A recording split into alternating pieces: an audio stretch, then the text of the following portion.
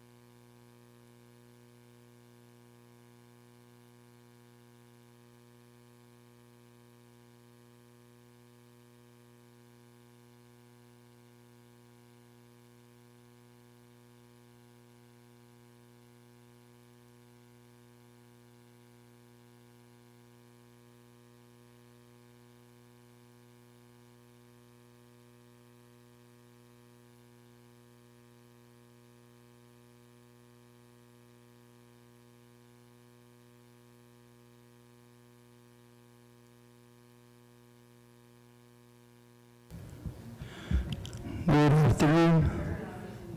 Can you hear me clear? Gadsden ISD School Board Meeting, 5 p.m. You're welcome.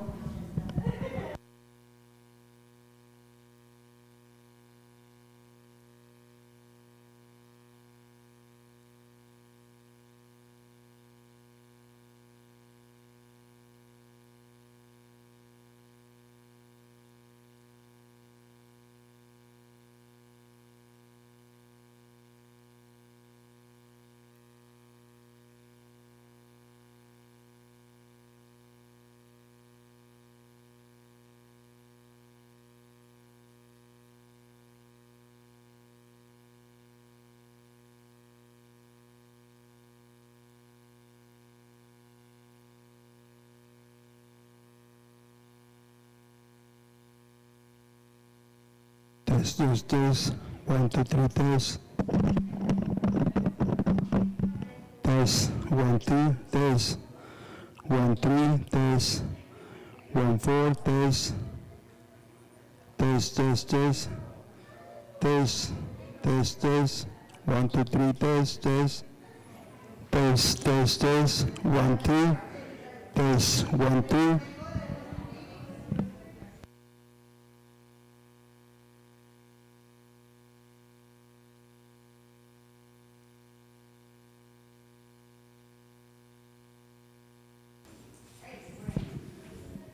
Test. Test. Test.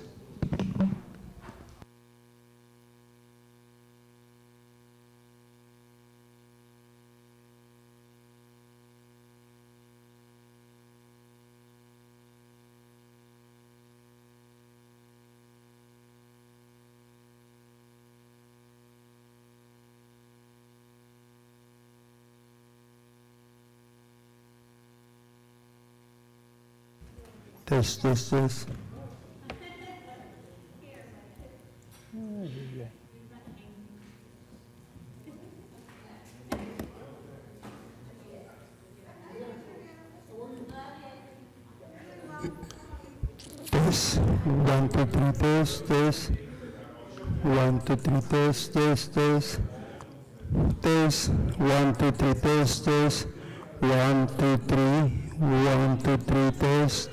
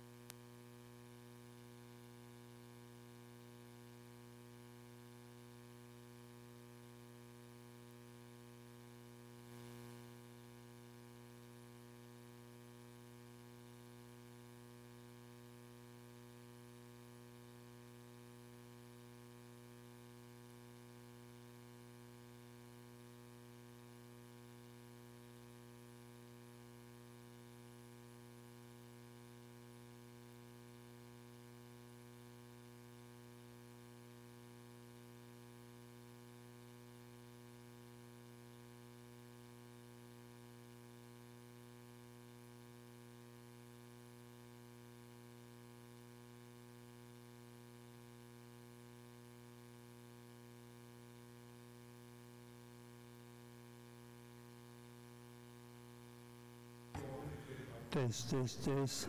1, 2, 3, test, test. 1, 2, testing. 1, 2, 3, test, test, test. 1, 2, testing. Test, test, test.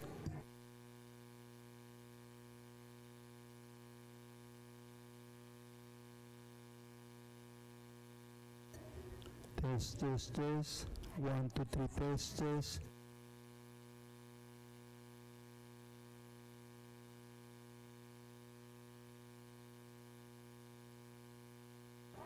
Test, test, test, test, test, test, test, test, test, test, test, test, test, test.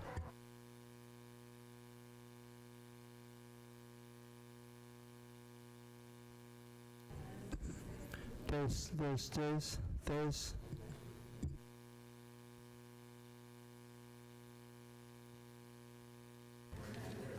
Test, test, test.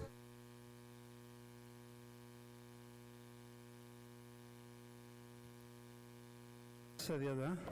Test, test, test.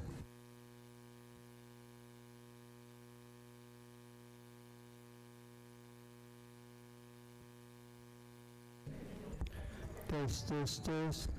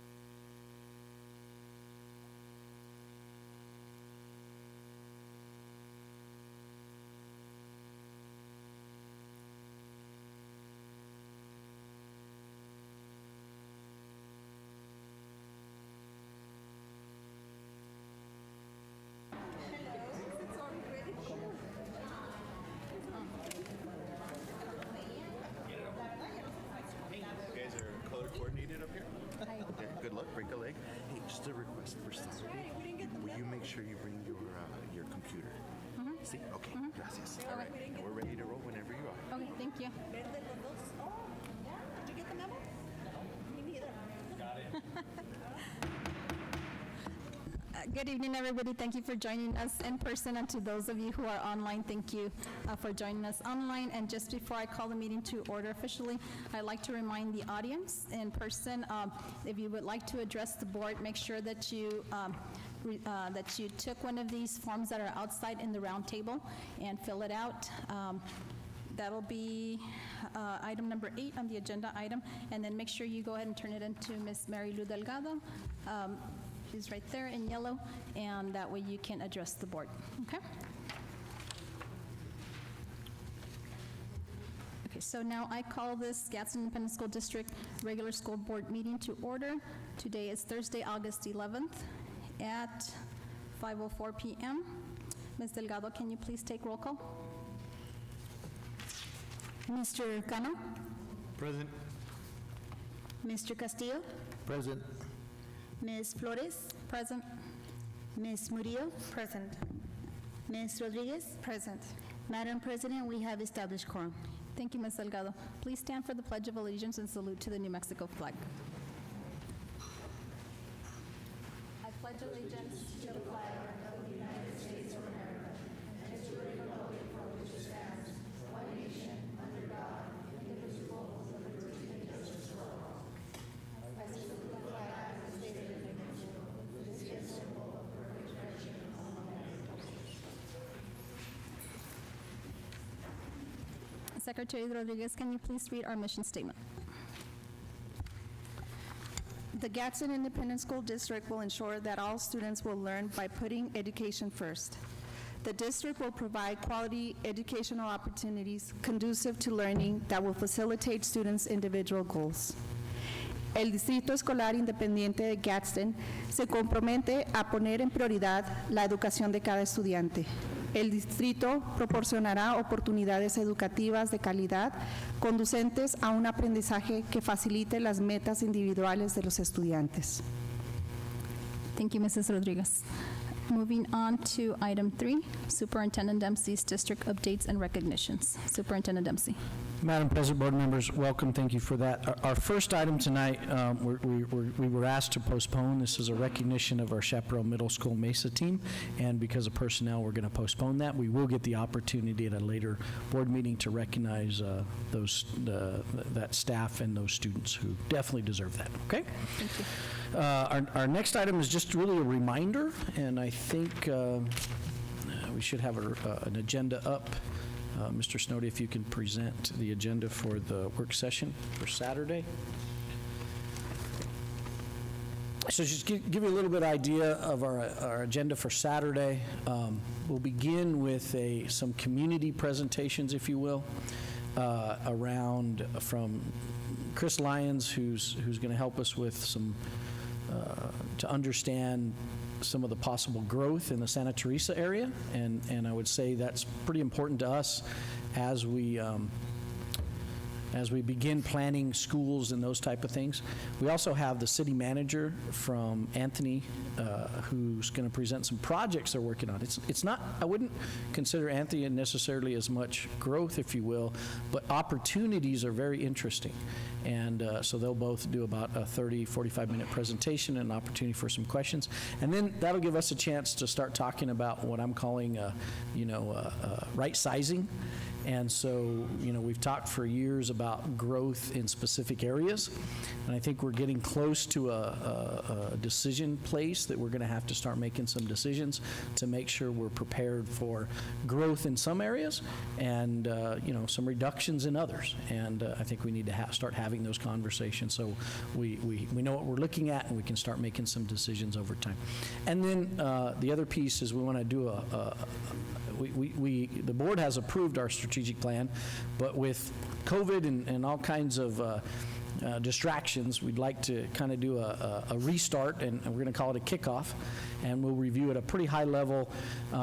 Each department will present their some of their plans that are wrapped into the district strategic plan, which is a 3-year plan, and our hope is, if you'll recall, we had done some community meetings, got a long list of needs within that community, from those community meetings, and the hope is that over the course of the next 3 years, we'll work really hard to address all those needs. Those are the items I had for our updates today. Thank you, sir. Okay, moving on to board member reports. So let me begin with Mrs. Murillo. Good evening, everybody. Well, first of all, I want to thank families for picking up their kids on time or early Wednesdays. I have been talking to some of the principals and administration, and they said that there were very few of them that got picked up a little bit later or right on time, and it was due to emergencies, so I really want to thank you for that. Also, I attended the open house of La Unión. It was nice to see people again in those schools. I just want to address something. When parents call, because I've been getting some calls with parents that are a little bit frustrated. When we get those emails that address the whole board, we don't respond to those. We let Mr. Dempsey address those, and then we try to follow up with him. But I just want to make it clear that we maybe will say thank you, received, but that's about it. We won't be addressing anything. So I got some calls today about saying, how come you don't answer those emails? Well, we can't, especially when you're addressing the whole board. That becomes a quorum, and we don't want to get into that. Another thing, we went to a community meeting in Anthony, and it was a lot of information, good information. I want to thank President Flores and Mr. Dempsey for being part of the panel. It's good representation, and my fellow board members here, we all attended as a group, as a team, and we will continue to be attending panels like that as long as we get invited. There has been a lot of conversation with legislators. This is a time that we can approach our legislators, ask for money for the next session. So I highly encourage all the parents and you guys, the ones that are here present, to please call your legislators. Me personally, as a parent, my biggest push is money for our schools, SROs. There is money out there, so I'm sure that they can help us out, and the more calls that they get, the better. And first football game in Santa Teresa High School next Friday, so please, right, Ms. Suggs? Sorry to put you on the spot, but it is next Friday. So I hope to see a lot of faces out there. It should be fun, and that is all for me. Thank you, Mrs. Murillo. Mr. Cano? Good evening, everyone. One thing I do is from that meeting that we attended in Anthony, Mr. Dempsey presented POPs, I believe, for Parents on Patrol. I know that I tried to get this started a long time ago, and we just didn't get enough participation.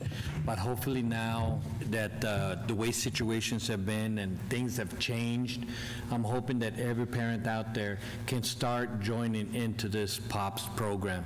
It's an excellent program. You want to just help us protect your children. And not just that. I was helping around at Riverside that's how I got into all this. I was helping around in Riverside Elementary, and my wife and I would be there every day, and my kids enjoyed it, enjoyed the fact that we were there next to them. We got to get to know all the students that are there now that they're graduating now, but yet it was always secure. We were able as parents to walk around and to be on patrol, make sure the doors are locked, okay? So I encourage each and every parent, do whatever elementary, middle school, or high school, please join the POPS program. And that, you're going to see, it's going to be a dramatic change, and it's going to help everybody. That's all I got for me tonight. Thank you, Mr. Cano. Mr. Castillo? Excuse me. First of all, welcome back to everybody, students, staff, brand new year. I hope it's a better year than the past couple ones, but I'm ready for it. I'm stoked. This is the beginning of what we enjoy most, is the end, the graduation, seeing those kids, seeing how proud they are of what they did, their accomplishments, and all this is because of you, the teachers, frontline workers. So anything we can do to help, that's what we're here for. So again, welcome back to everybody, and let's make it a great year. Thank you. Thank you, Mr. Castillo. Mrs. Rodriguez? As Mr. Castillo said, I want to welcome everyone back, and that's students, staff, and parents. Thank you for sending your children to school and making sure that they get there on time.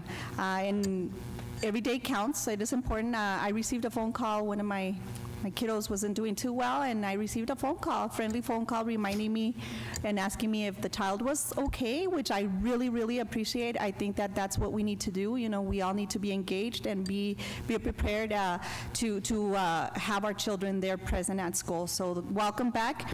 And a huge thank you to Mr. Giron from Gadsden High School.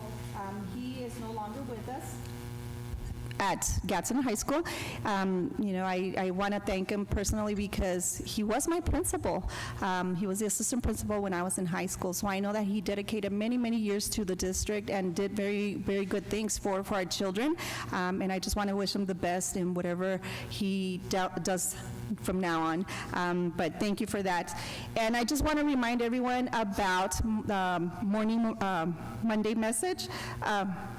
morning message with Mr. Dempsey, and also the coffee with the principals and coffee with the superintendent. Again, those are critical to be informed of what is happening within your campuses, and coffee with the superintendent so that you know what things are happening within the district. So I encourage everyone to participate. I was very happy to hear during the Monday morning message that the Early Out Wednesdays seems to be very successful. I see that, or I heard that staff is working hard, and that's exactly the reason that I think we all approve this, is that we want staff to be able to have that communication and have that dialogue to prepare better for our kids, right? And so it's not as stressful as it has been in other years, so hopefully this continues, and I know the kids are excited, it gives them a little break there. So let's make it successful, and I hope that this year is, like Mr. Castillo said, I hope it's much, much better than the few that we have passed, but I think with all our cooperation, we can make it a very successful one. So thank you. Thank you, Ms. Rodriguez. It's my turn now. So first of all, I'd like to wish a happy birthday to all our August babies. Happy birthday. We're sure glad you were born, and we're blessed that you're part of the Gadsden Independent School District family. So anybody out there that wants to acknowledge that it's their birthday, happy birthday. You have 20 days to celebrate. Well, si no, ya se les pasó. So plan your birthday party. So happy birthday. Next thing is I wanted to make an announcement reminding the Chaparral community. On Saturday, we're going to be having the event Willie's Closet, where several companies working with our state representative, Willie Madrid, are going to be blessing our kids with tennis shoes. And this is for kindergartners through 6th grade. That's going to be taking place at Yucca Heights Elementary. Thank you, Ms. Laura Urbina, for allowing those individuals to host that event at your campus. And that'll be, again, this Saturday from 10 to 1 p.m., okay? And then also, I'd like to invite those of you who are here in person and those of you in the audience that are on our live stream, as a reminder, and Mr. Dempsey had mentioned it earlier, to join us maybe after those in Chaparral get your tennis shoes, and then come over here to the GEC and join us in our academic planning workshop that'll be open to the public this Saturday. Starts at 9 a.m. in the morning. Let me see. I also, I want to thank, so we all attended the the safety meeting that took place at the Women's Intercultural Center last Thursday, I believe. And so I want to thank Mary Carter, who's the director of the Women's Intercultural Center, for allowing this event to take place. I want to make it clear that this was not a district-sponsored event. However, we did partner up with the Women's Intercultural Center. And I also want to thank Marisol Bolivar Diaz. She works with Save the Children for organizing this event. And I want to thank our Sheriff, Kim Stewart, Gabriel Olguin, who actually is here in the audience. Thank you for joining us as panelists. To Mr. Dempsey, thank you for being willing to be a panelist. And then also to Sergeant Arturo Guerrero from the Anthony Police Department for being out there. And thank you to the parents that came out, and also thank you to the parents that joined us via streaming. And then, let's see. So I want to piggyback on what Board Member Murillo was expressing, is that, yes, reach out to your legislators. So they're Doreen Gallegos, Ray Lara, Willie Madrid. And so it's important to reach out to them. However, you know, they'll be going into session in January, and so there is talks, obviously, of appropriating monies for school resource officers. But again, you know, they come into session come January, so by the time if they decide to approve that, you know, you're looking at a year, you know, into having those SROs placed with those monies. So, you know, a lot of community members have been asking, well, what can we do now? So the answer I'm going to give to you is, you can approach, if you want something done now, is we need to work collectively as a community and as a Gadsden Independent School District community. And I'm gonna challenge, you know, my community of Chaparral, New Mexico, you know, the residents of La Union. And are there any other communities, sir, where we are not incorporated and we don't fall under where we can do cross-commissioning? Is there any other communities that are left out? Madam President, board members, I think if we, and I apologize, if we break down to elementaries, there's going to be several. Okay. So it's So going we to could take, talk about- it's going to take time to work Okay. through this cross-commissioning and so over time. Okay. And we'll have an opportunity to talk about this. Yeah, well, it's on the agenda this evening, so, but, you know, collectively, we need to come together, and so what we can do now is, from my understanding from these meetings, is to approach the county commissioners of Doña Ana. So I would ask that, you know, that we work collectively to see what can be done and, you know, have conversations in a civilized manner so that we can, you know, the goal is, while we do have, thank you, sir, for that evening where you debuted the POPs program. And so I want parents to know that we are definitely committed to working towards, you know, SROs. You know, the hope is one day in every single campus, not just, you know, including elementary schools. But, you know, we need to work together collectively, okay? And then I also wanted to take, last two things is I wanted to take the time also to thank and honor two individuals from our district. The first individual is Ms. Corina Alvarez. She worked a total of 5 years with us. She recently resigned for some personal issues, and so she was an assistant principal for 4 years at Vado Elementary under the leadership of Cheryl Coyle.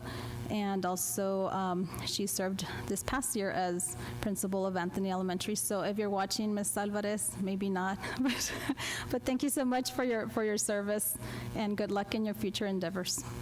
And then I also want to recognize another individual, and so piggybacking on Ms. Rodriguez is Mr. Giron. Mis respetos, señor, siempre les va a tener mis respetos. He was my assistant principal when I was at Gadsden High School. I graduated class of 1994. So thank you, sir, for all your years of service. The gentleman has 39 years of service in education, but specifically to Gadsden Independent School District, he served 22 years. Out of those 22 years, He was a teacher, coach, and assistant principal, and then I think 1 year he was director of the CTE and dual language credits. So thank you so much, sir, for your service. And like Ms. Rodriguez said, did wonderful things for the community, for the Gadsden High School learning community, which include, I mean, I can go on and on, but one of the things that was very impressive to me is he led his campus on being the first campus to be Google Suite certified, and then obviously the one-to-one laptop. And so thank you so much. We'll miss you.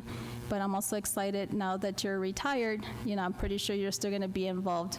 You know, he lives here in our district, so looking forward to working you as a partner. And what I wish you luck with all your future endeavors. God bless you, sir. And God bless you, Ms. Alvarez. And with that, I conclude my report.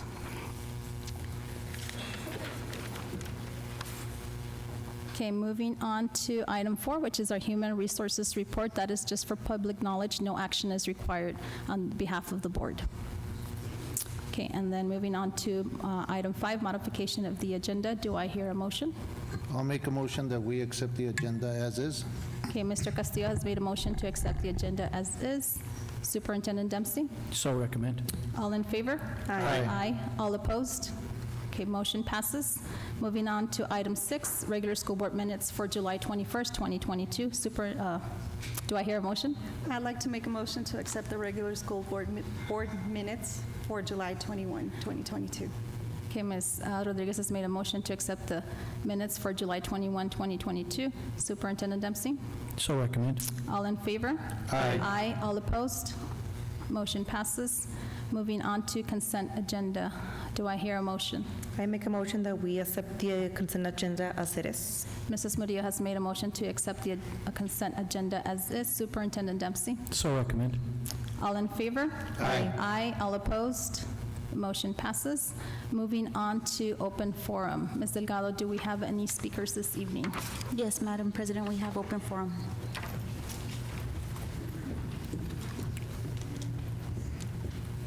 Thank you. Okay, so we do have 2 speakers that will be addressing the board this evening. Just a reminder that you do have 5 minutes to address the board, and then also understand that we cannot answer questions and we cannot engage in conversations with you. And also know that this information, we did start creating a log where I log your name and the topic that you're going to address, and then we make sure that we follow up with Superintendent Dempsey to make sure that he followed up with you in a timely manner. Okay? Before I call the first person, let me just go and read a little blurb from our policy regarding open forum. So personal attacks upon board members, staff personnel, other persons in attendance, or absent by individuals who address the board are discouraged. Presenters are cautioned that statements or representations concerning others that convey an unjustly unfavorable impression may subject the presenter to civil action for defamation. Policies KE, KEB, KEC, and KED are provided by the board for disposition of legitimate complaints, including those involving individuals. Okay? So I call now to the podium Ms. Alma Gonzalez, if you can step up to the podium.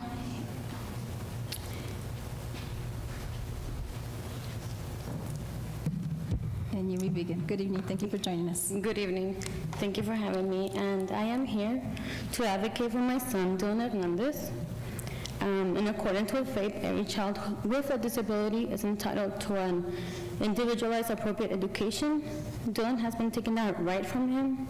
For the past 2 years, he has been not going to school fully. Dylan has an IEP, and part of it is for his emotional, functional, and academic needs to be met. His needs are not being met right now. He's not going to school. He has been out of school for a long time.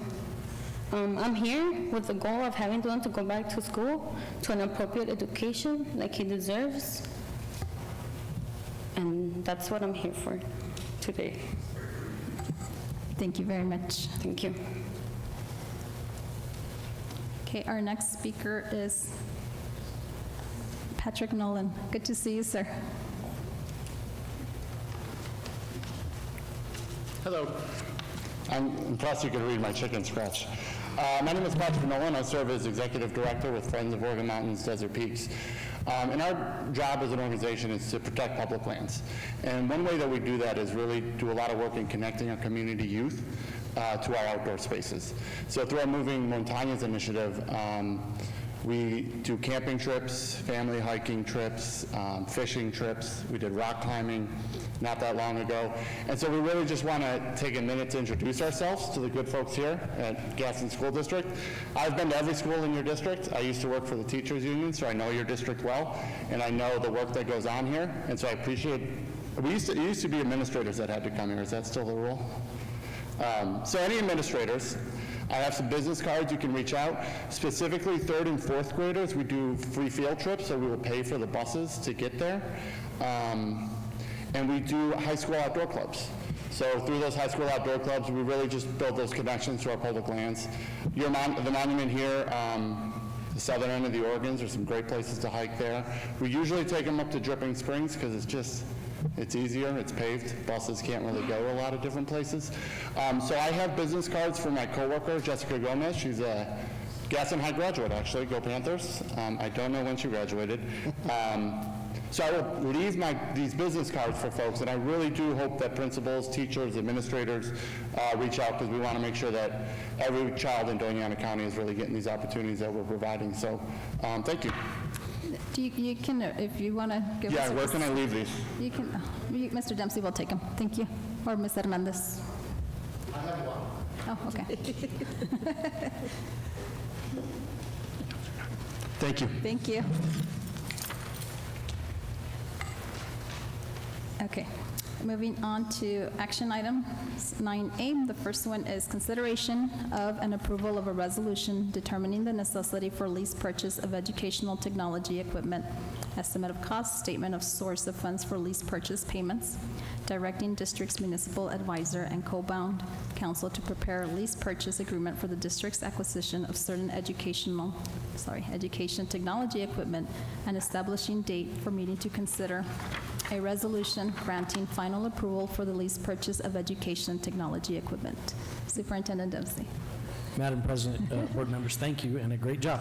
And we have somebody that's going to help us this evening. This is Regina Gaisena, who's going to help us present these items. And really, you're adopting ed tech notes. We're going through a process of that, and the next 3 items will be related to that. Thank you, Madam President, members of the board, Superintendent. Good evening, everyone. Before the board considers next 3 action items related to the matters of issuing education technology notes and general obligation bonds, wanted to provide as your municipal advisor some updates on the state of district's plan of finance and the upcoming bond issuances. So in front of you is a presentation.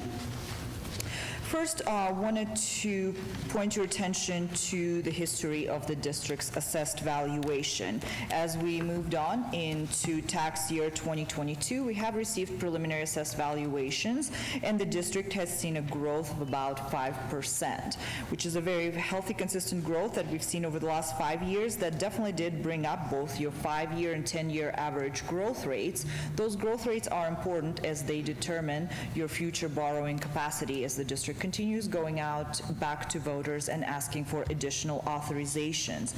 In addition to that, as we were talking about assessed valuation and growth rates in your tax base, that also allows us to go back out to voters and maintain your tax rate stable, as you can see on page 2.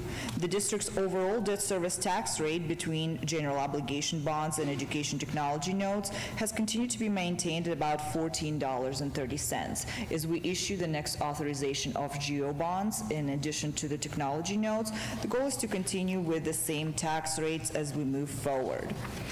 And on page 3, you'll see a summary of your currently outstanding debt. So the district does have about $33 million in GO bonds outstanding. In the past few years, the district has placed its general obligation bonds through New Mexico Finance Authority, as that has presented the lowest cost for the district to do a private placement through them. You'll see at the bottom that your debt is structured in a declining manner, and this is what allows us to structure larger payments at the front of the issuance and reduce the interest cost and continue going out for elections without a tax rate increase. As you'll see here, also in the debt summary, there are call dates and average coupons for the district's debt. Obviously, in the Last few months, we have seen some increases in the interest rates. We're always looking for opportunities for the district to refinance any of its debt when and if possible, and we'll notify the staff if that opportunity presents itself if we see a decline in interest rates. On page 4 is the summary of your debt management plan. So your last year authorization from November of 2021 of $38 million will be issued in 4 equal installments through 2025. Your next GO election is scheduled for November of 2025. We'll talk a little bit about the amounts here in a minute, but that is on a regular 4-year schedule. Your next 2 mil election is scheduled for November of 2023. To be reauthorized. Once your SB9 is back on the November cycles, it will be on a 6-year cadence as in the past, going back out in 2029. On the bottom of the page, you will see analysis of your bonding capacity based on the legal authorized amount. After the issuance of the 2022 bonds, the district will be 65% bonded to capacity. That means that we still have plenty of capacity to continue issuing your debt year over year and won't be running into any issues.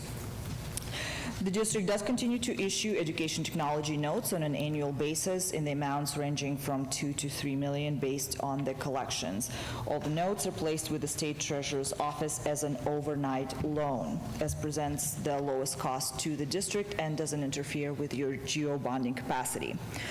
And moving forward, you'll see the timing of your elections, as I have just mentioned. We're looking at November 2025 election for approximately $44 million. That amount is preliminary and based on the current trends in the growth in your assessed value. That amount will be revised as we get closer to 2025, and this assumes no increase in your current tax rate. As we move forward and assuming that the tax base continue to grow steadily, the 2029 election amount can be up to $52 million. And as I have mentioned, your SB9 after November of 2023 authorization will be back on 6-year cycles. On page 6, you'll see the timing of the GO bond sale that the board will be approving tonight. We will be presenting the loan application to New Mexico Finance Authority at their August 25th meeting, with interest rates being set that following Friday and the superintendent signing the final bond purchase agreement that following week, September 6th. From there on, we will be heading into the closing, and the funds will be available to the district starting on October 14th. And on page 7 is the time schedule for education technology notes. We will be setting final interest rates with New Mexico State Treasurer's Office around September 1st, and the board will approve final education technology note resolution at a special meeting on September 8th. The closing of the notes will take place on October 12th, and the loan will be paid off in full on October 13th, as has been done in the past, as it is an overnight borrowing. In the back of the book, you will find some information on the markets, but with that, I would be happy to stand for any questions as it relates to the matters of issuing current GO bonds or any other matters as to the district's plan of finance. Any questions, comments, or concerns? I don't believe so. Thank you so much, Mel. Thank you. So, do I hear a motion for action item 9A?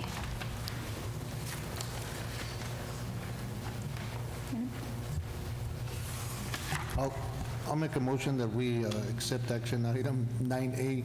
As listed. Yes. 9A. Okay, Mr. Castillo has made a motion to accept action item 9A as listed on our agenda. Superintendent Dempsey? So recommend. All in favor? Aye. Aye. All opposed? Motion passes. Okay, moving on to action item 9B.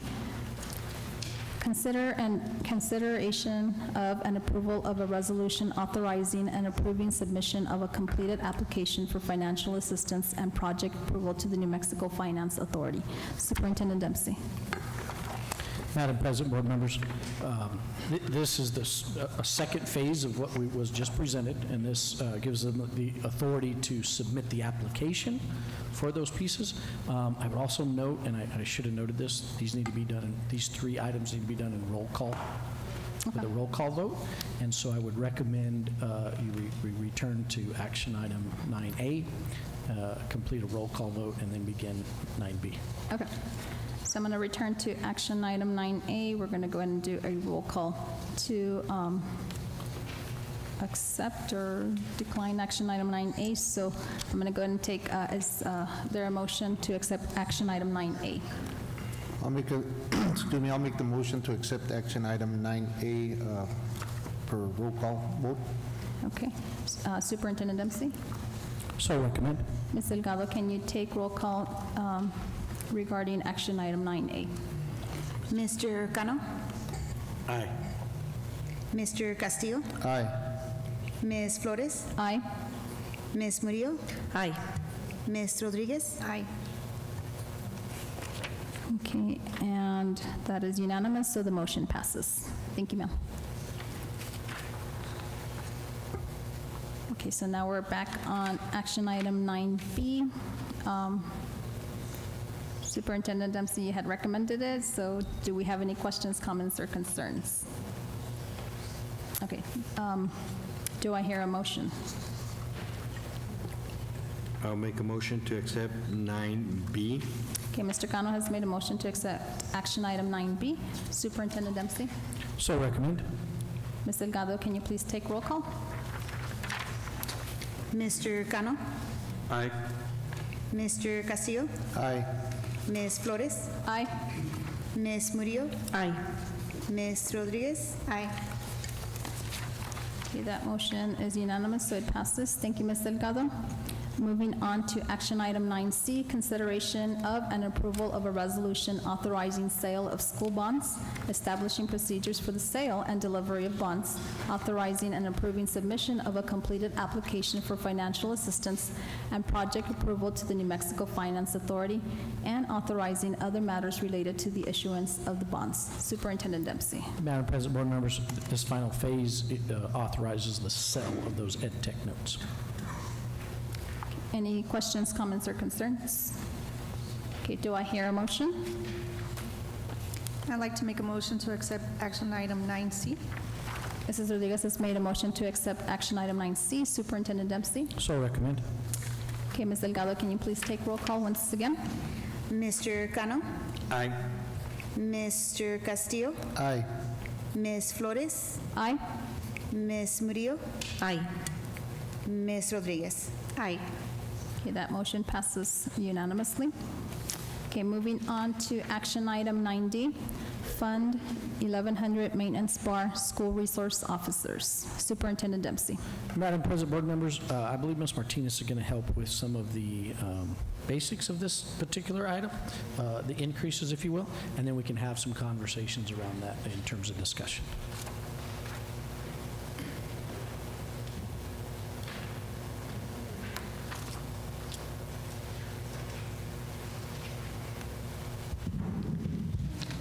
Good evening, Madam President, members of the board. I bring to you for action or approval a bar to move funding from restricted expenditures under the operational fund to contract services within the operational fund, and this would be to allocate additional budget to support the funding of additional school resource officers. Should they, questions, comments? Thank you, Ms. Martinez. Madam President, so as we originally allocated a little over $200,000 to this line, after some recent conversations, we felt like it would be prudent to increase that amount, and so we've added another $200,000 to that to help support the efforts to secure school resource officers in each of our schools.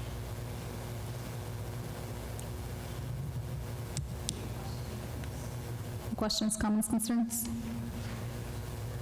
Mrs. Murillo? I just have one question. What is the amount per officer that we ended up deciding? Just if you can remind me.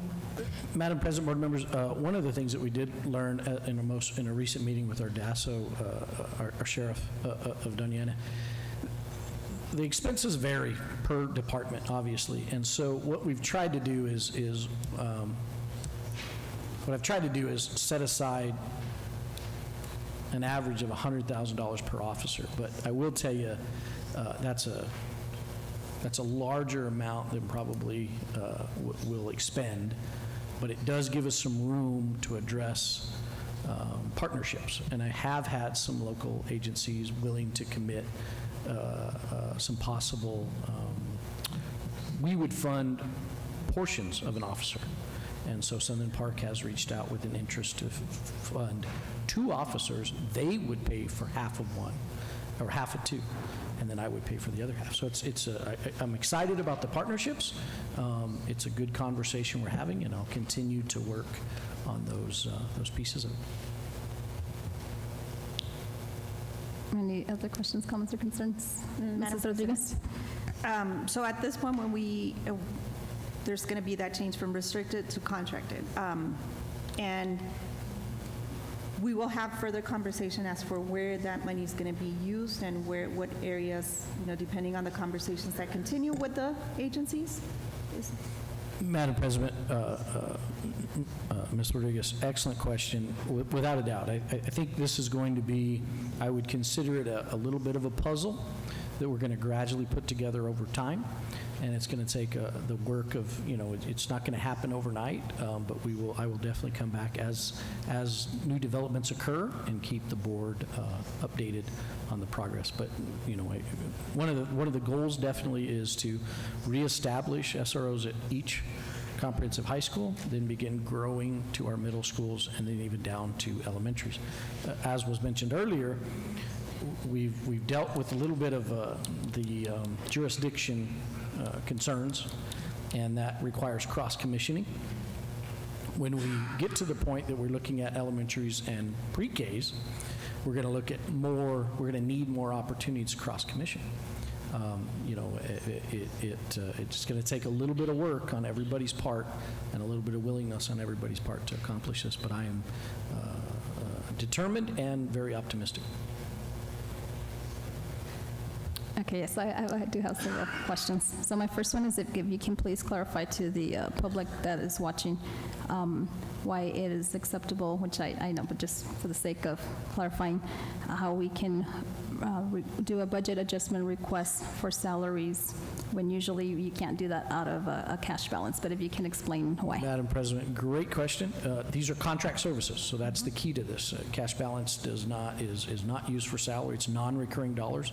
This allows us to contract service with the organization and allows us to expend those monies in that manner. Okay. And then I just also wanted to ask you to clarify to those who are watching that the moving of this, the request for budget adjustment, this budget adjustment request, the bar, it is benefiting all of our communities. However, just please clarify to the public, that we're still working on several communities, including my community of Chaparral. I learned at the meeting La Unión community, and then at this time, I guess, what are the other communities that are affected? And I guess I want to share is because communities that are not incorporated, such as the example of Chaparral, we are not a city, we are unincorporated, so therefore our law enforcement agency is DASO, Doña Ana Sheriff's Office, so therefore they would be the ones that we would be reaching out to request SROs. And so if you can elaborate, a little bit more on that. Thank you, sir. Absolutely, Madam President. So, when you think of Gadsden and what we're the sum of several small communities, some of which, as you mentioned, are incorporated and have law enforcement agencies, many of which do not. And as we were talking earlier, I started writing a list of the elementaries and even pre-Ks. And so North Valley Elementary, Mesquite Elementary, Berino Elementary, Vado, La Unión, Chaparral Elementary, Desert Trail, Yucca Heights, Sunrise, Chaparral Middle, Chaparral High School, and pre-Ks in La Mesa and Chaparral are some additional campuses that are going to require us to be creative to create these partnerships to get SROs on those campuses. With that being said, public that is watching us, we are committed, again, to one day being, having an SRO to every campus, but know that at this time, if it is the will of the board here, shortly when we vote to make this budget adjustment request, it's not going to put an SRO immediately into those communities that Mr. Dempsey just finished listing. So again, this is where I'm taking the time to, again, we have to work together, and I would even ask the communities that are going to, hear if it's the will of the board that might benefit immediately, such as Sunland Park, such as Anthony, that we need, it's our kids. It's, we got to come together and advocate for each other as one community, one family, GISD. And again, I would ask that, we collectively come together in an organized, civilized manner, to approach the county commissioners of Doña Ana to seek answers, to seek solutions collaboratively to bringing SROs to our campuses. Let's see, did I have anything else? Yes, I did have, so those contracts, those memorandum of understanding have already been created, sir, for Sunland Park and Anthony Police Department? Madam President, board members, absolutely. They have been provided to both those agencies, and for the Anthony component, we need to go through the cross-commissioning process as our next step with that particular component.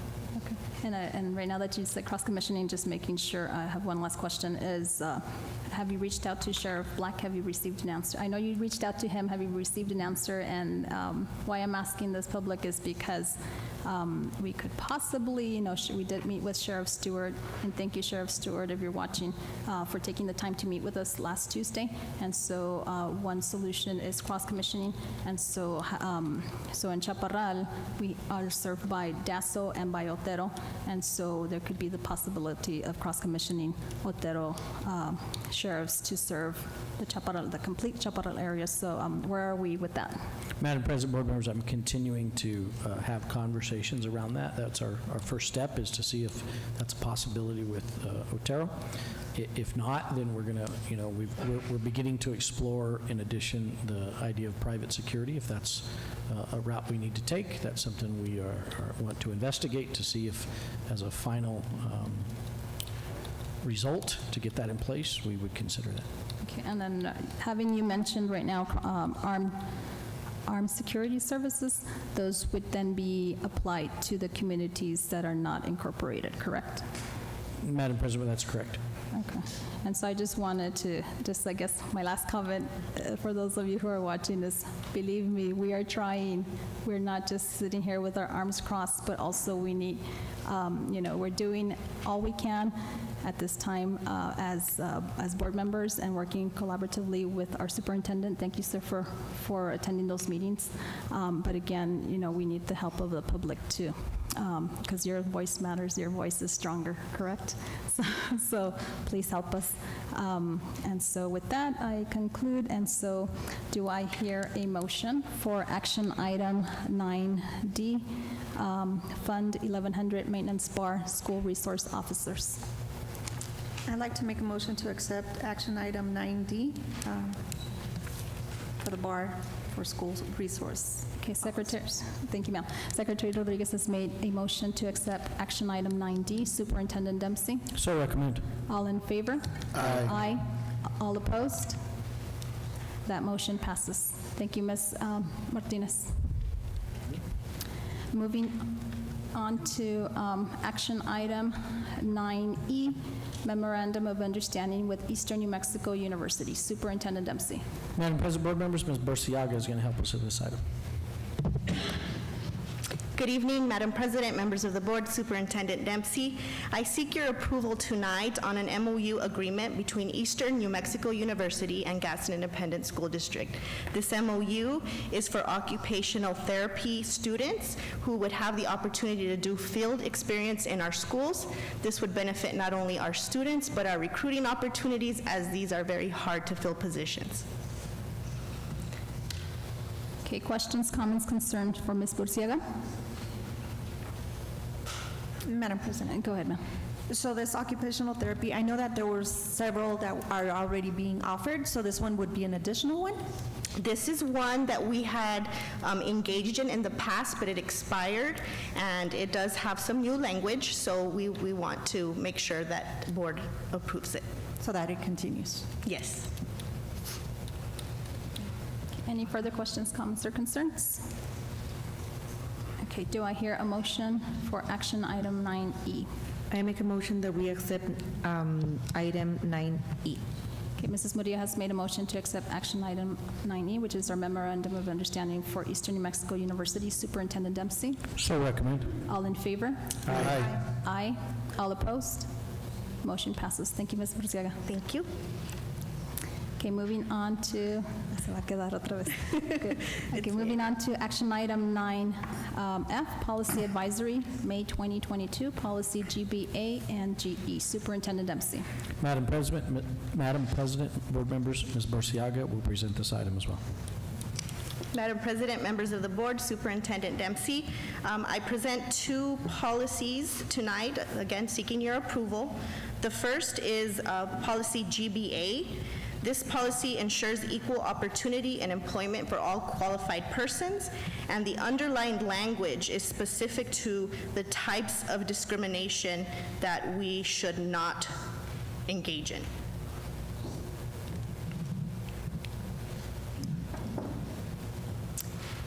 Okay, questions, comments, or concerns for Ms. Burciaga? Madam President, Go ahead, ma'am. Ms. Burciaga, so the underline, or is the one that everything is, that's a part that's new to what it was already? Correct. What we currently have, In right? the past, it just said should ensure equal opportunity and employment, but now it's specified the types of discrimination that we should not engage in. And so, yes, everything underlined is new language. Okay, I do have some questions. Okay. So we're about to, it's the will of the board to approve or not approve this change. I have a question. So if employees do have issues with equal employment opportunity concerns, who should they contact? Well, there is a specific office for that, but we do encourage them to start within their own campuses and their own administration and move up the chain of command. Our first attempts should be to resolve it in-house, but again, there is a department that's specific for these kinds of complaints. Okay, thank you. Any further questions, comments, or concerns? Okay. Do I hear a motion for action item 9F, Policy Advisory, May 2022, Policy GBA and GE? Oh, actually, Yeah, so- sorry, I am so sorry, ma'am. You're okay. I'm sorry, moving on to GE, I apologize. So the other policy tonight is Policy GE. This is the retiree return to work. All of this is new language. This gives retired employees the opportunity to return to work after 90 days of retirement. And the other condition is that it is for a 3-year time span. I know that there was some concerns about this. I think that this is a policy. We, in the future, can add some regulations if there is a concern, but this is the general language that was advised to us. Questions, comments, or concerns regarding this policy? Madam President, I don't know if you guys can answer it, but that 90 days, I thought that it was due because of the pandemic, so I guess now it's just regular language? Mr. Castillo, if I may, Madam President. I believe this is really to help with the need and the lack of teachers. Okay. And so they are putting policies in place that will help us recruit and retain employees. All right. Does anybody else have questions, comments, or concerns? So I do have some comments, questions, and concerns. so it is my understanding, just like you stated right now, that this policy came into effect to help with the shortage of teachers, classroom teachers. So, and then I just finished hearing you say that maybe in the future we could add regulations to this policy.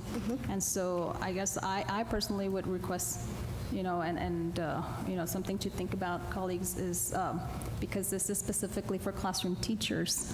So when an individual retires, let's say that I'm an administrator working for Gadsden, and, you know, I retire, I sit out for my year, I come back, you know, this policy is, if I'm going to come back, it's with the intention to go back to the classroom, not as an administrator. Is that correct, or am I totally off?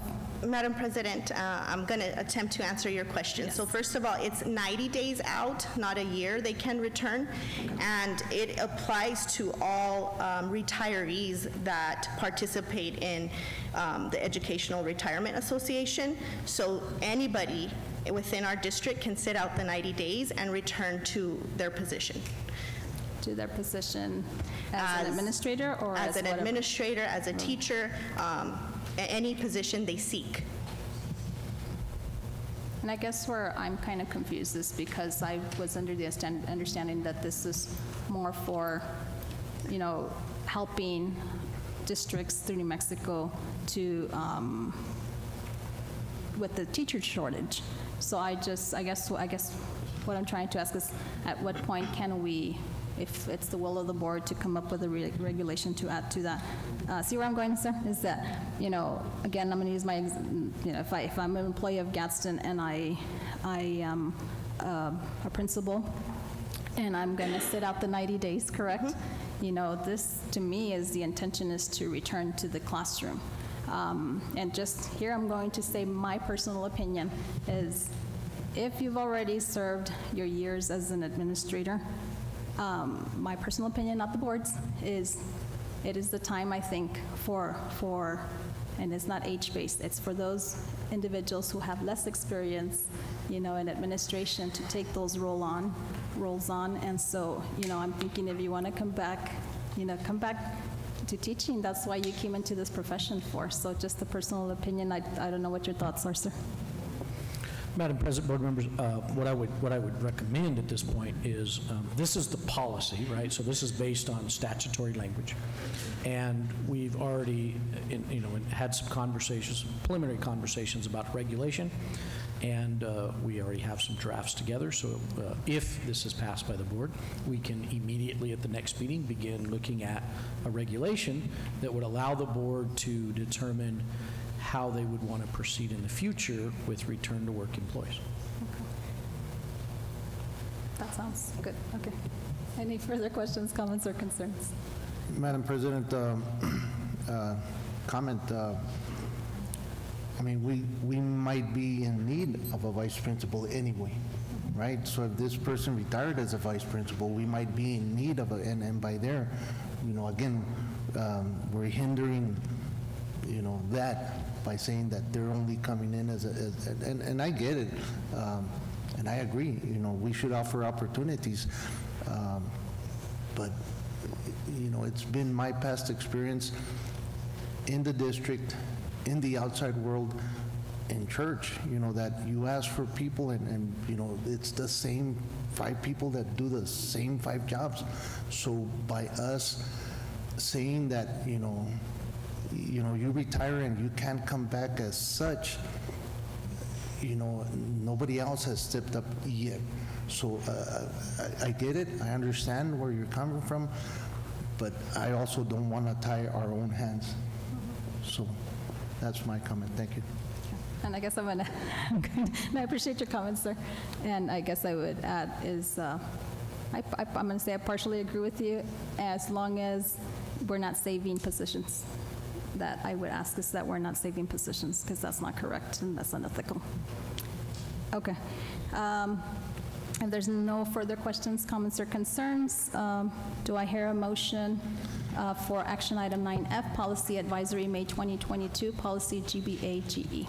I'll make a motion that we accept action item 9F, policy advisory. Mr. Castillo has made a motion to accept action item 9F. Superintendent Dempsey? So recommend. All in favor? Aye. Aye. All opposed? Motion passes. Thank you, Ms. Burciaga. Thank you. Okay, moving on to action item 9G, wellness policy. Superintendent Dempsey. Madam President, board members, I believe Ms. Cregan and possibly Ms. Guerra is going to present this item. Good evening, Madam President, members of the board, Superintendent Dempsey. I bring before and ask your approval of the wellness policy that was presented last meeting. Okay, any further questions for Ms. Cregan regarding the wellness policy that was presented to us? No. Okay, so do I hear a motion? I'll make a motion to accept the 9G, sorry, Okay, 9G, the wellness program. Mr. Cano has made a motion to accept action item 9G, wellness policy. Superintendent Dempsey? So recommend. All in favor? Aye. Aye. All opposed? The motion passes. Thank you, Ms. Cregan. Thank you. Okay, moving on to discussion items. 10A, school safety protocols. Superintendent Dempsey. Madam President, board members, I just wanted to take just a quick brief minute to kind of review some of our safety protocols and practices. One of the things as we've had more and more community meetings, it sometimes becomes a little bit of a challenge in an open meeting to discuss safety related and security.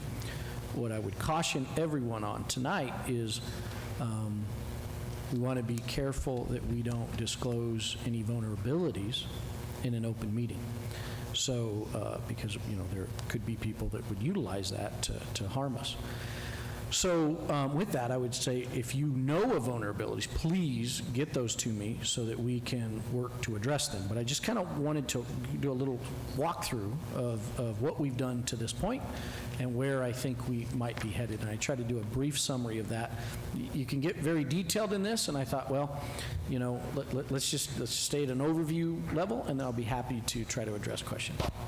So we've reviewed, each campus has its own safe school plan. We've reviewed and updated those, and those require specific names and contact information to ensure that they are able to respond in an emergency, and all campuses were tasked to do that, and they've been completed. Keep in mind that last year, all of our safe school plans were reviewed by New Mexico Public Education Department and approved. And that sometimes takes a bit of a process. I don't want you to think that we spent some time reviewing them, sent them to our colleagues in Santa Fe at the Public Education Department, and they stamped them, approved, and said that was fine. We actually had many sent back and asked for revision, and a couple multiple times. And so they were thoroughly, I'm going to say thoroughly reviewed for completeness, okay? We're working really hard with our law enforcement agencies to utilize our campuses for training. And we've used, DASO's got to do that, New Mexico State Police, Anthony PD, Southern Park PD. And we actually, this week, next week, I believe it begins, we'll be working with some federal agencies that are going to be training in the early morning hours at Santa Teresa High School for any possible responses they could help us with and get familiarized with the facility and the building. So I appreciate Mr. Ortega, who's worked hard to set that up, and I believe by the end of next week, several hundred Border Patrol agents will have visited that campus and gone through some tactical training to respond in case there was ever an emergency. So I appreciate that work. Working with our staff, establishing those expectations that we want classroom doors locked at all times. And it's inconvenient. You're going to hear that many times. And my best response to that is safety and convenience do not typically go together. And we are in a different place in this world and society, and we cannot take maybe some liberties that we have in the past. you may hear about some of these, but I am happy to report that as we've gone to campuses, more and more campuses, one of the first things I do, and our principals are always very polite and welcoming to me. In fact, they all typically want to grab their keys and open the door for me, and I've had to stop a few of them and say, I want to touch that door and ensure it's locked. And we've had some conversations. We've seen some, we're not 100%, but we're going to work towards that goal and try to help everybody understand. We've talked about SROs, the goal being establish 3 at each of our comprehensive high schools and then grow that out. I've enjoyed working with our law enforcement agencies, and I'll continue to pursue that as far as we possibly can until we've accomplished it. We want to make sure we complete all safety drill requirements within the established time limits. So the first month of school of August, there's a safety drill required each week. And so we want to make sure we're completing those, and if we have concerns or issues, we want to debrief after those and make sure we correct those and are prepared for anything in the future. We've established and launched the POPS program, which is gaining some traction. I keep running into parents as I come in and out of the office who are here working on their background checks. Again, we will pay for their background investigation to be completed, and then we'll assign them to a campus. We'll do some training with them. The goal, and probably sign them up for like 2-hour blocks of time. The goal being that they are used as surveillance, and we're not asking them to engage with anyone, to report any concerns they have or see, but they very much can check our doors and security. We all know that in schools, classes transition in and out of that building, and we want to make sure when those doors close that they secure completely, and we want to try to take care of those things. We're going to have to address some individual campus needs. Some are very unique, and we're working through those. We worked with our staff to increase supervision of students. If students are behaving differently or something of that nature, we want somebody to recognize that and try to get them some support. And so that's very important. An example of those are some training we've given to our staff around capturing kids' hearts, and Olveus training, which are anti-bullying type programs, but also are very much about building relationships with kids so that if you know something is not right, you have that relationship built to try to get some help and get them to open up to you. We are working to provide active shooter training opportunities for Gadsden ISD staff, and that I mentioned capturing kids' hearts, supporting additional staff training for those social emotional needs for our students. I'll stand for any questions you might have about our safety protocols or any items you'd like me to focus more energy on. Questions, comments, or concerns? Mr. Cano. Out of curiosity, how many applicants have we had for the POPS program? I guess not applicants. I'm seeing a number, but I'm not sure.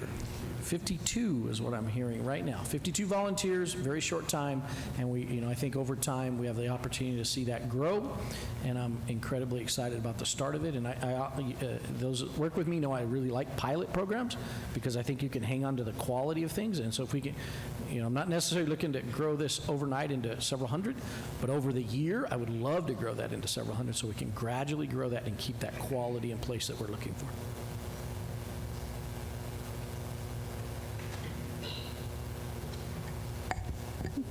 Thank you. I know on the very first one, review, update individual school safety plans, you said that it was reviewed last year and they were approved. So is this done on a yearly basis, or is this done every several years? Terrific question. It's about every 3 years that the state requires us to resubmit our safe school plans. However, our campuses and our admin team should be reviewing that annually. Right at the beginning there, because as personnel change, you want to make sure they get updated correctly to the right name and contact information. Thank you. And then the next one would be with providing access to law enforcement agencies for training purposes. So my question here is, whenever there's several agencies, who would take the lead in case of an emergency? And I have a little bit of a concern knowing that not all agencies participate during the training. They do them sporadically or separate days. One of my concerns is I know that I recently had a conversation with an officer, and the officer did not know that our SPED department was not a school. And so it's a little bit concerning, because if we were in a situation, this officer might be thinking that that's the school and not go directly to the one that really is. So again, how is that working, and how do they work together, and who leads this so that all of them are on the same page, per se? Madam President, board members, Ms. Rodriguez, that is a terrific question that at some level, I'll be candid with you, I'm not sure I'm qualified to answer, but I'm going to do my best. Law enforcement agencies are trained of first on site, they respond. When they set up the incident command, that's where what I've learned, and what I'm learning is we need to have a tactical response plan, is what I've heard it called, to who's going to take charge of that.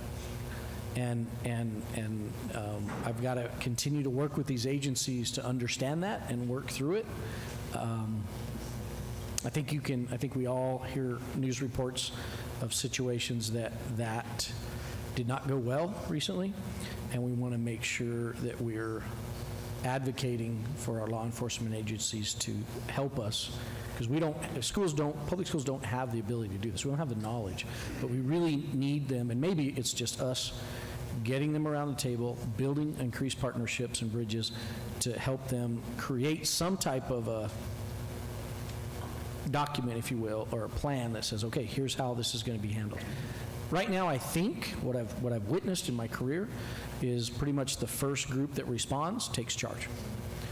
And I did witness that a couple years ago in our district when we had a concern that was brought up, and it was a lot of agencies ended up responding, but the initial responding agency, which is the New Mexico State Police, maintained in charge of that situation. So on that, the floor plans and all of that is provided to each different agency, or is it just the ones that requested? Outstanding question. Yes, those floor plans and maps, and we that's another thing we probably need to have a conversation to make sure everybody has the most recent. Your point is, do all of our agencies, and we already know a little bit of this answer, do all of our agencies know that San Miguel is no longer a school? And we already know the answer to that. The answer is no. And so we need to work with them to help them get comfortable on our campus. I'll add something. I was notified today that New Mexico State Police would be very willing to help us by utilizing a space so that they can do some of their reporting and their work inside our buildings. So what I think the request, if I understand correctly, is if I'll build a space for them, they'll be happy to park on our schools, do their paperwork, and be present at our schools. That is an amazing opportunity, and I'm not going to miss that. So we'll start working on that. I just received that probably about 2:30 today. Again, Mr. Ortega is scouring every law enforcement agency he probably can find a contact for, and encourage them to partner with us. And it's exciting, again, to see a lot of willingness to do so.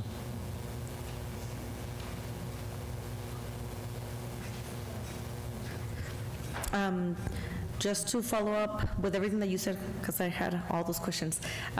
When it comes to partnering, will it be a good idea to have MOUs with every single agency that are willing to work with us? Because I had some conversations with some officers from different agencies that live in the area and that they're here and willing to, just patrol around this, especially La Union area. Have we had those conversations just to make sure that everything is in writing? Terrific question, Madam President. What I have in place, the MOU I have in place is specific for the providing of an SRO. Because then I'm in a contract with that agency, and we're utilizing, there's some procurement pieces. I haven't necessarily drafted an MOU as a partnership, as an agreement, I guess. It's something we definitely could look at, and I can start working on something. I'd maybe like to run that through the board before I reach out to agencies and make sure you're comfortable with it. And I think it kind of sounds to me like sort of a resolution asking for partnerships, and I definitely can work on that, and would be happy to, and I think it's a great idea.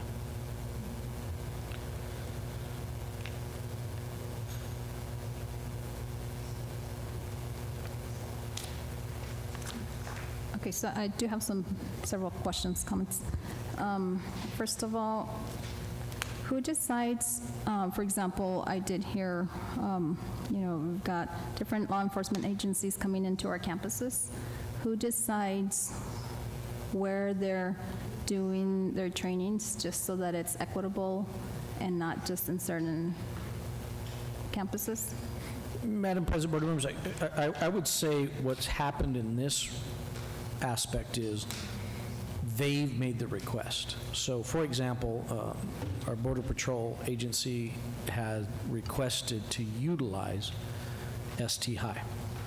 And so, a couple of months ago, a multi-agency group requested to use Desert Pride Academy, and recently, DASO had requested Chaparral Middle. So the requests are coming from the law enforcement agency. I guess we could ask them to be sure that's kind of spread around, if that's a board concern, to make sure we're seeing opportunities at every campus, because every campus is unique. And is that, Madam President, where you're headed? Yes, because I want it to be equitable in the sense that when I get it, that they're the ones requesting specific campuses, but if I may, if you could please make the suggestion, hey, I've got other campuses, we've got to be prepared. Sure. You've got to know not only the floor plans because it's very different to look at floor plans versus being in the building, and I guess if we can make partnerships where we, allow them, obviously we're allowing them to come into our different campuses so that they've got an idea of what our campuses look like. Madam President, and board members, I would also add that as we've upgraded our video surveillance system, we have provided access to some of those law enforcement agencies with the thought that that could be another tool for them to address a concern if their officers are responding. So your idea of understanding the floor plan, and it is different to look at a map versus walk in a building. This is another aspect where they could utilize our camera system so that they can, see what's going on inside before they actually even enter the building or while they're in the building. Okay, and then my next question is, so we've got different agencies working collaboratively with one another. Does this mean that DASO has been working with state police, like other agencies, all of them together in these, what do you call these events? Madam President, these multi-agency training Yes. opportunities. I'm aware of 2 multi-agency training opportunities. DASO did not participate. Is there a reason why, or can we encourage, is there a reason why, or how can we encourage DASO to work collaboratively? Because, God forbid, something happens, you're going to have to work collaboratively. Madam President, board members, I will continue to encourage those partnerships. Okay.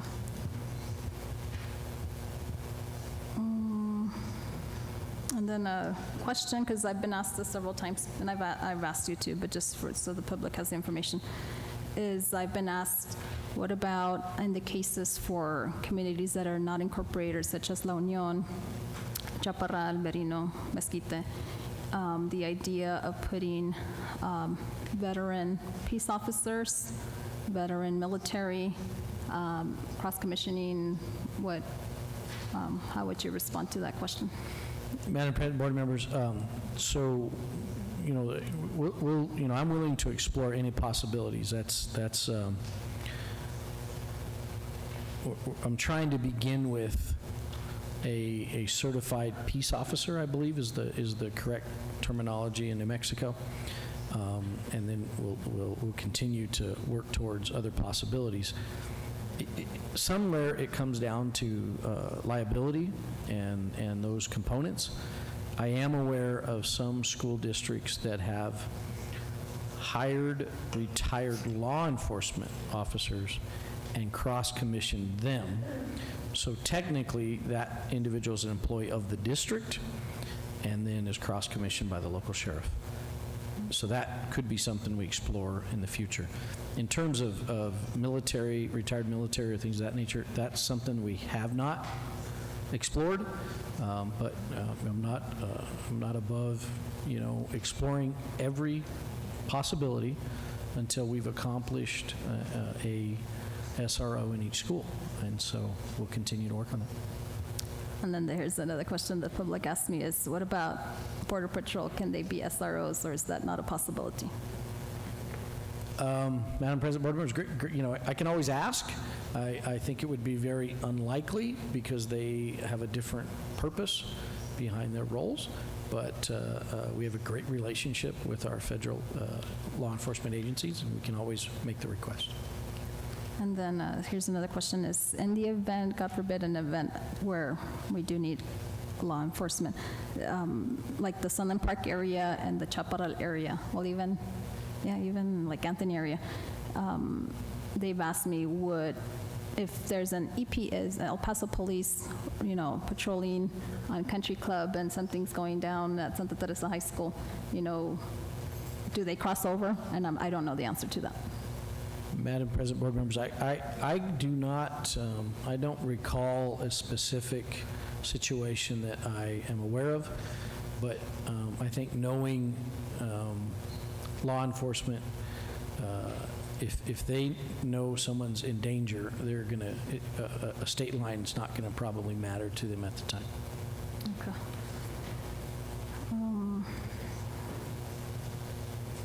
And then, so on this presentation here, on bullet item 9, that says provide active shooter training opportunities for GISD staff. So in my opinion, opportunities means that you're giving employees the option of attending. Is this going to be optional or mandatory? Madam President, right now, active shooter training is optional, and I also would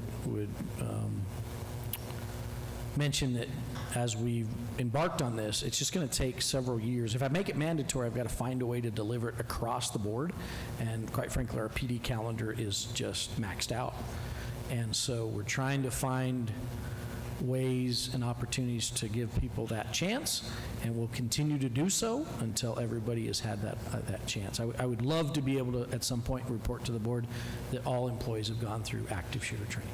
Okay. And so these opportunities will be offered after hours, weekends? Well, Madam President, board members, right now those are during the workday, and so we have to sub those individuals out. So that's what's the heavy lift. We may be able to design something on Saturdays and give people an opportunity to come in and take volunteers. That actually, believe it or not, has been very successful with other training, and so we're just working on that calendar. And part of the calendar is we also want to maintain consistency as we're training. There's a ton of different ways to train an active shooter, and we want to maintain some level of consistency. So we would like to use the same trainer across the board so that we're not doing things differently or using different terminology, because that tends to confuse people. So the availability of those trainers is important as well. Okay, and I think my last question would be, in our meeting with DASO, they did offer training. Could we take advantage of, they're willing, right now, they're willing to help us with that type of training, and I would ask that we take the opportunity of what they can offer. So thank you, Sheriff Stewart, for offering, and Major Day for offering that training, and then also for the cross-commissioning, so. Absolutely, yeah, and I appreciate that, and absolutely we'll work towards those goals. Let's see. And mind, I guess I'll conclude by saying that I've got other questions, but because, like you stated, sir, for security purposes, we'll go and ask those in private. But with that in mind, do we have a system, do we have a number where the public, where employees, or is it the expectation, for example, I'm a teacher at Gadsden Middle School. I see a concern, obviously I'm thinking common sense, go report it to the administration. But, if parents, they follow that same protocol as if they see concerns. Now with the POPs individuals, what's going to be the protocol for sharing concerns with Madam regards President, to always vulnerabilities? report to campus administration. Campus administration will create the work order, let's assuming that the work order needs to be done or something of that nature, or maybe law enforcement needs to be contacted, they'll make that decision. Okay. Well, thank you so much for entertaining my questions. Let's see. So moving on to discussion item 10B, dual credit math and English courses for graduation credit. Superintendent Dempsey. Madam President, board members, Mr. Wogelman is going to help us with this item.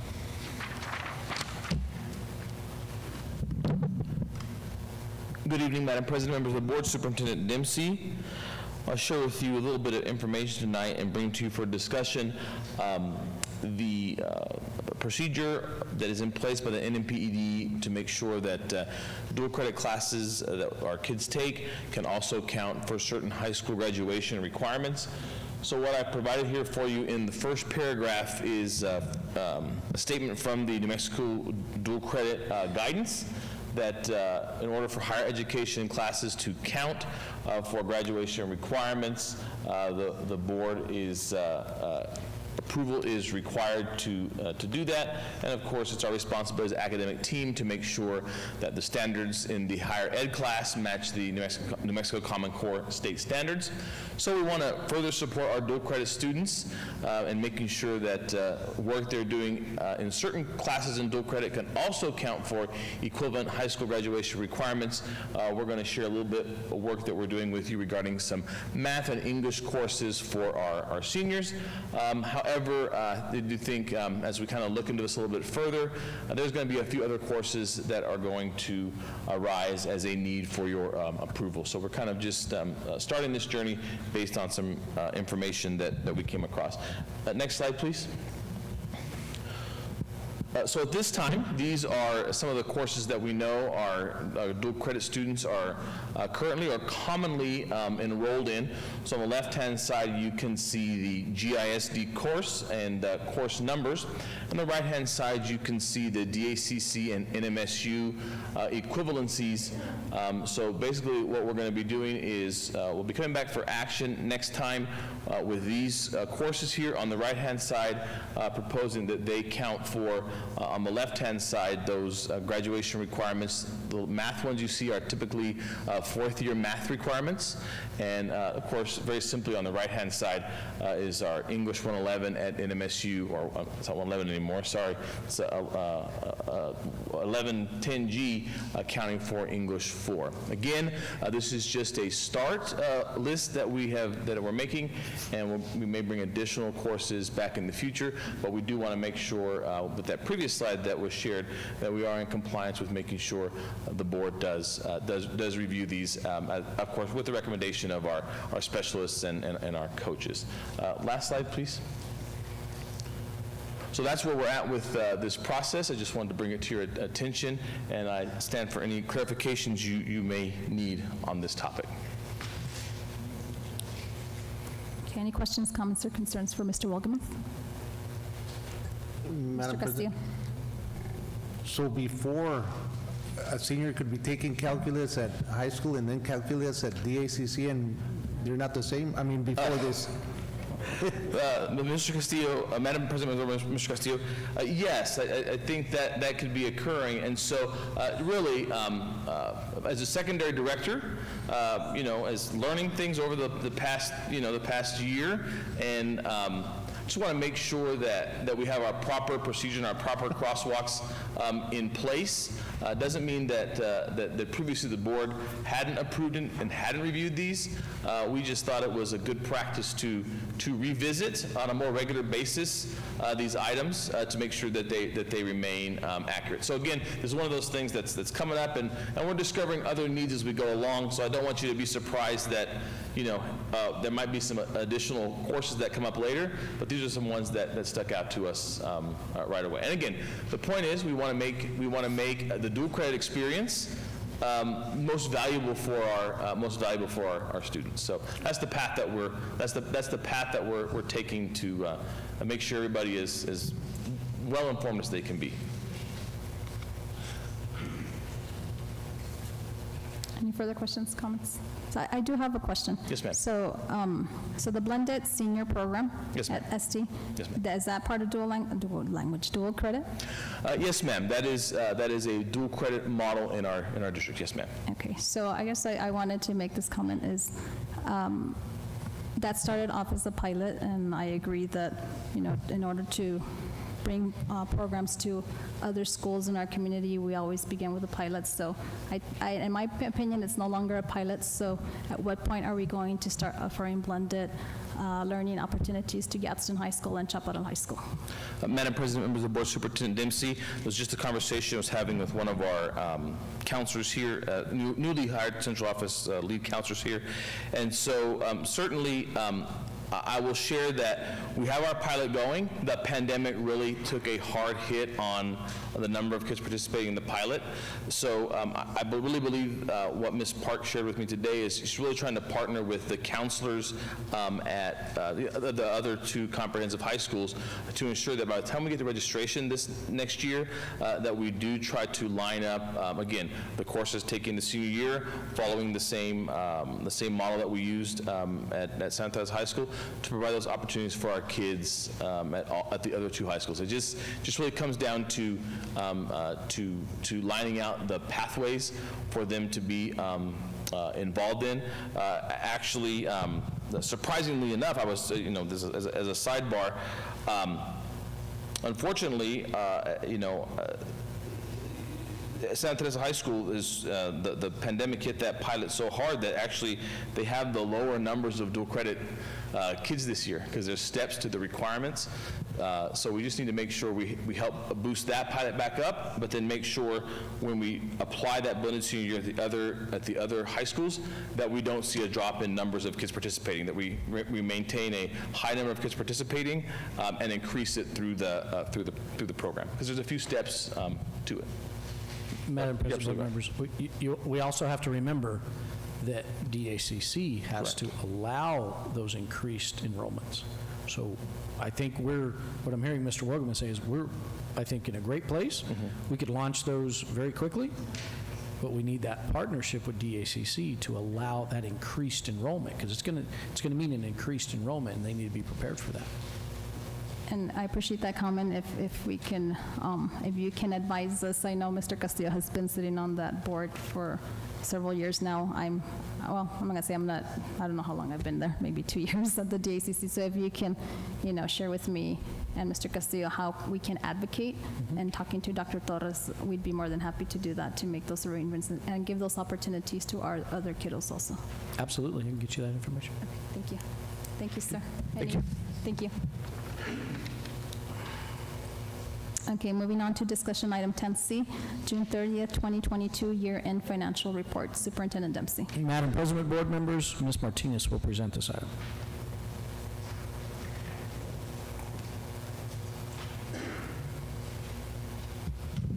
Good afternoon, Madam President, members of the board, Superintendent Dempsey. I bring to you for discussion the June 30th, 22 monthly report. Operational fund revenues as of June 30th, 2022 were $133.6 million. Operational fund expenditures were $123.5 million. The June 30th operational cash balance after temporary loans was $57.7 million.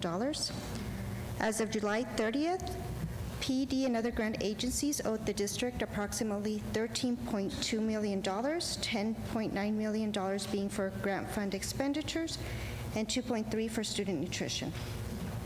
Total revenues for all funds were $228 million, and total expenditures were $205.7 million. Direct instruction plus encumbrances as of June 30th, 2022 were $79 million, or 63.17% of total operational fund expenditures. Pledged collateral, all bank accounts were in compliance with pledged collateral requirements.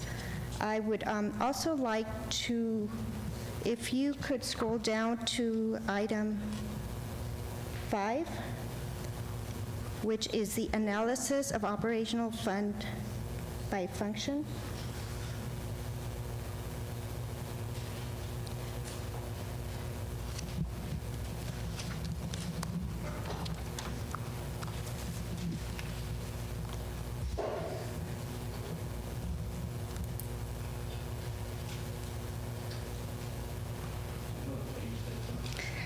I don't have a page number, but it is after the graphs. Yes, it is right after the graphs.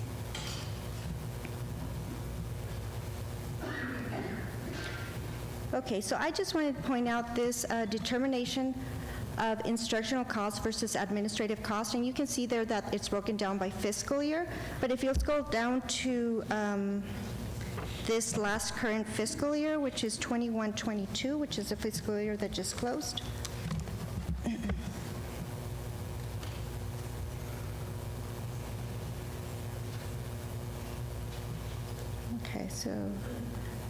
Okay, so I guess what I just wanted to point out here was that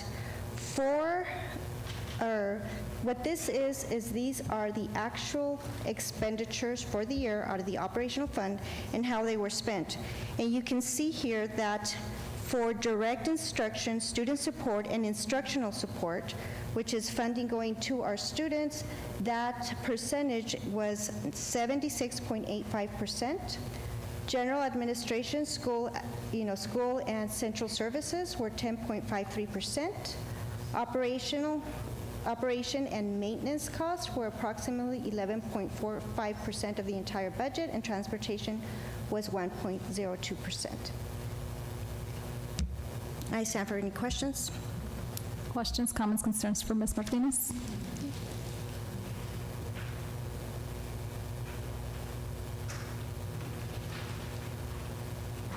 Mr. No? Oh, okay. Okay, I don't believe so. Thank you so much for your presentation. Thank you. Okay, moving on to, there's no more discussion items to closed session. Do I hear a motion? I'll make a motion that we go into closed session, personnel session pursuant to 10-15-1, H-2, NMSA 1978, as amended for superintendents and associate superintendents report on recent personnel action and issues, employees on administrative leave with pay, employee grievances, and employee issues. Mr. Castillo has made a motion to enter into closed session. Superintendent Dempsey? So recommend. All in favor? Aye. Actually, no. Sorry, I gotta back up. Let me back that up. So Superintendent has made a recommendation that we enter into closed session. Ms. Delgado, can you please take roll call? Mr. Cano? Aye. Mr. Castillo? Aye. Ms. Flores? Aye. Ms. Murillo? Aye. Ms. Rodriguez? Aye. Okay, motion passes. We are now in closed session. Thank you very much for joining us this evening.